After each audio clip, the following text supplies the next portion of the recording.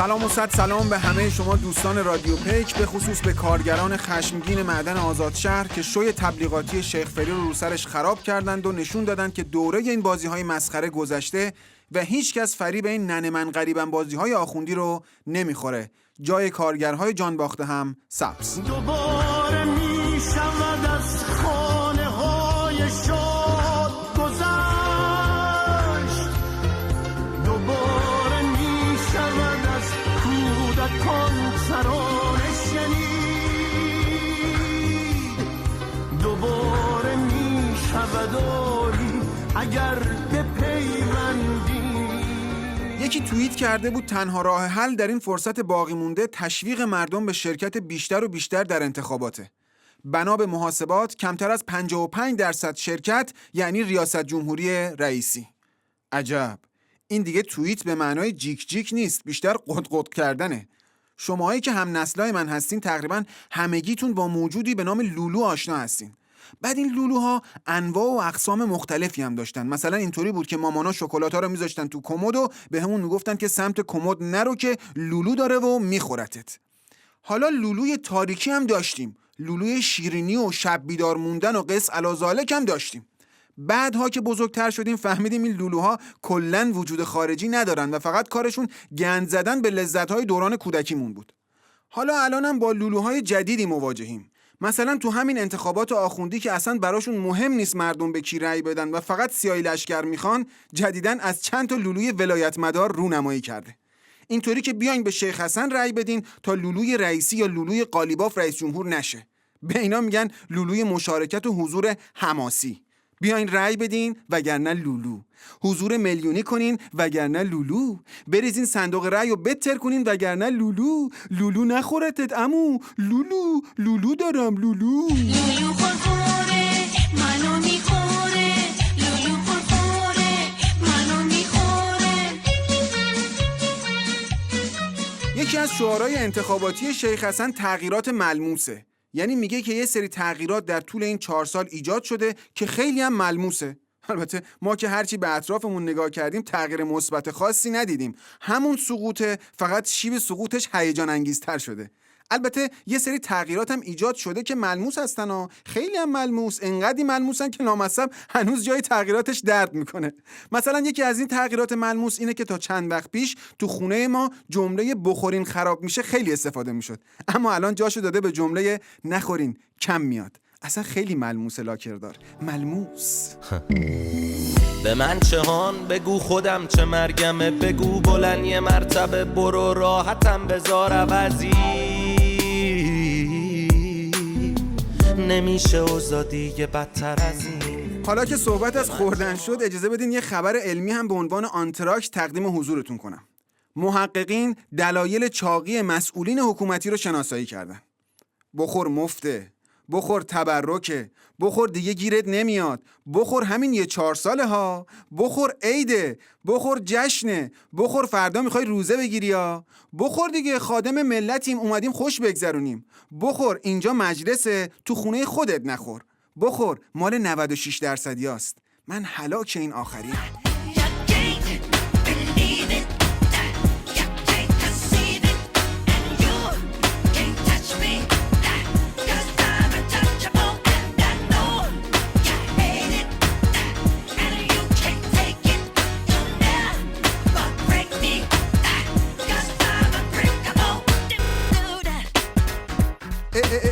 مستند اینقدر آبکی آخه، بعد اسمش هم گذاشتین مستند انتخاباتی.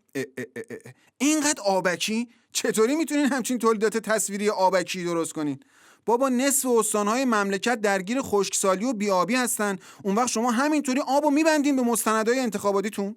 شیخ فری 4 سال پیش اومد گفت آقا کلید سازم، کلید قفل میسازم و خلاصه گرد و خاکی کرده بود. حالا الان بعد از 4 سال مستند درست کرده، آخرش ترانه گذاشته که بیاین قفلا رو با مشت بشکنیم. با مشتای گره کرده همه قفلا رو میشونیم، با مشتای گره کرده همه قفلا رو میشونیم. بابا کلید چی شد؟ مشت گره کرده چی بود پس؟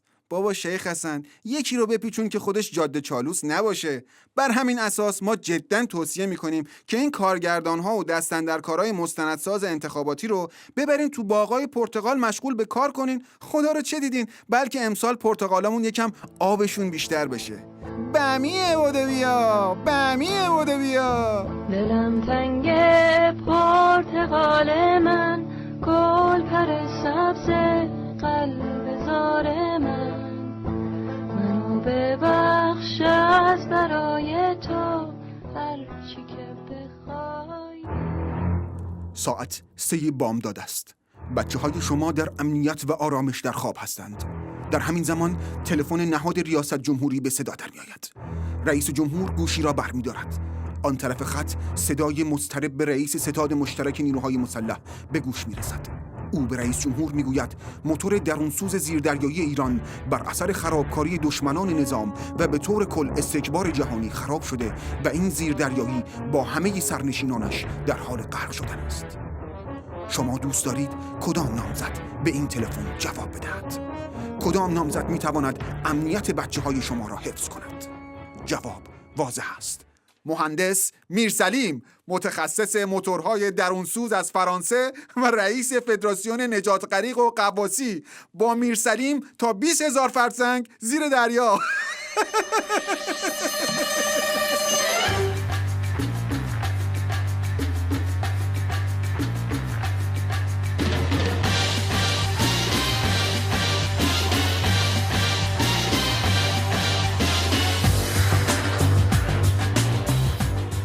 فردا یک کلاس کشکی دارم، کلی از درس و مشقای کشکی مونده. اون وقت نشستم دارم برنامه رادیو پیک رو براتون اجرا میکنم.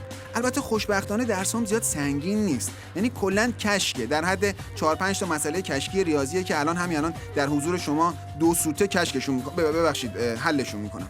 خب اینجا نوشته که 2 به علاوه 3 قاعدتاً خب میشه 5 دیگه. خب حالا 1 به علاوه 5 1 به علاوه 5 که میشه برجام به علاوه شیخ حسن تقسیم بر 2 میشه ظریف ضرب در 3 میشه سعید جلیلی ضرب در 12 به توان 4 میشه احمدی نژاد. انتگرال احمدی نژاد هم که میشه رئیسی. تانژانت رئیسی به علاوه کوتانژانت قالیباف برابر است با اتحاد دوم میرسلیم و هاشمی تبا. جهانگیری هم که کشکه، پس از مخرج حذفش میکنیم، بعد مشتق میگیریم.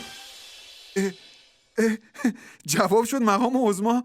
چه جالب. پس هر جوری حساب کردیم تاش رسیدیم به سدلی. جلال خالق، یعنی همش کشکه ها. انتخاب و صندوق رأی و کاندید و مناظره اینا همش کشک. تانژانت و کوتانژانت و انتگرال و مشتق و این همه فرمول بالا پایین کردیم، آخرش مقام عظما کشک. آره کشک. بیا و ناز نکن، زهر رو نوش کن، حرف کوسه رو بیا و گوش کن، خوردی خربزه بشین پا لرزش. عظما داری کم میاری، امام بابا امام رو خبر کن.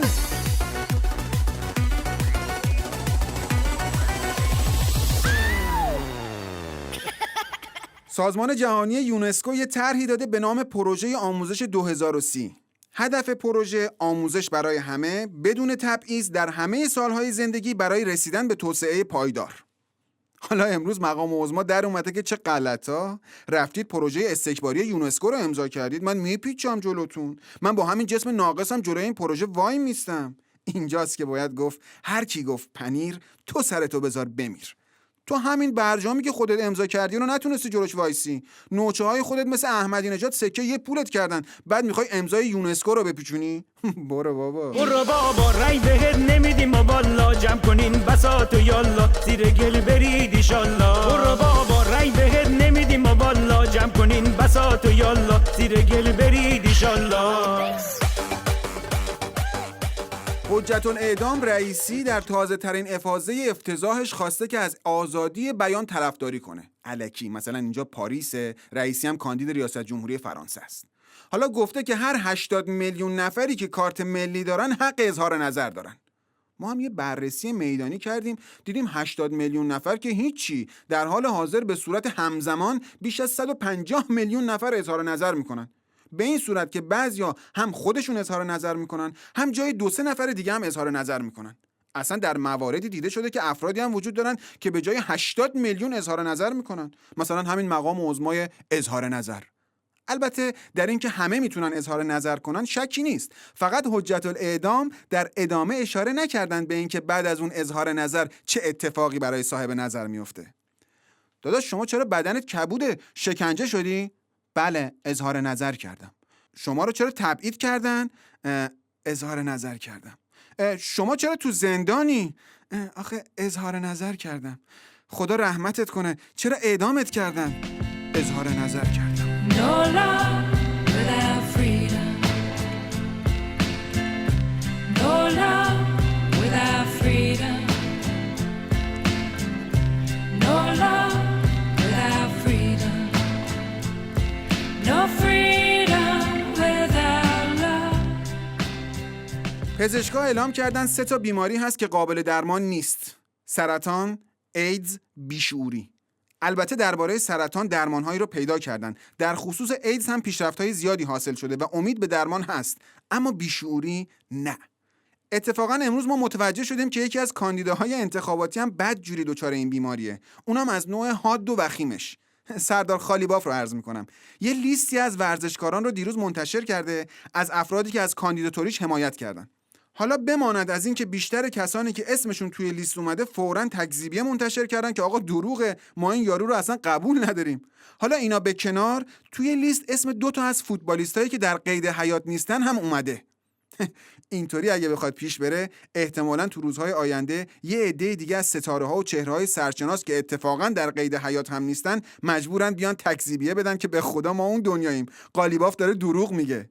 مایکل جکسون، خواجه نصیرالدین طوسی، قاسم جبلی، حبیب، یوهان کرایوف. راني مدد مددية مهما تكوني بعيد عليا راني مدد مددية هضروا انا فيك وفيا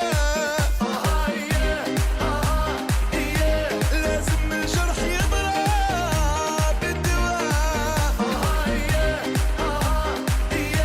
سهرة تكون جميلة يا الحبيبة او لا اله الا الله.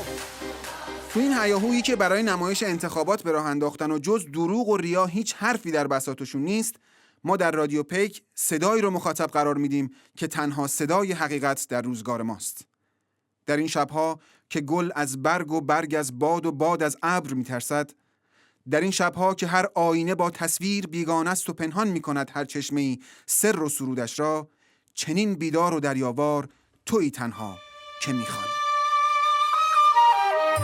در این شبها که گل از برگ و برگ از باد و باد از ابر میترسد، در این شبها که هر آینه با تصویر بیگانه است و پنهان میکند هر چشمه‌ای سر و سرودش را، تویی تنها که میخوانی.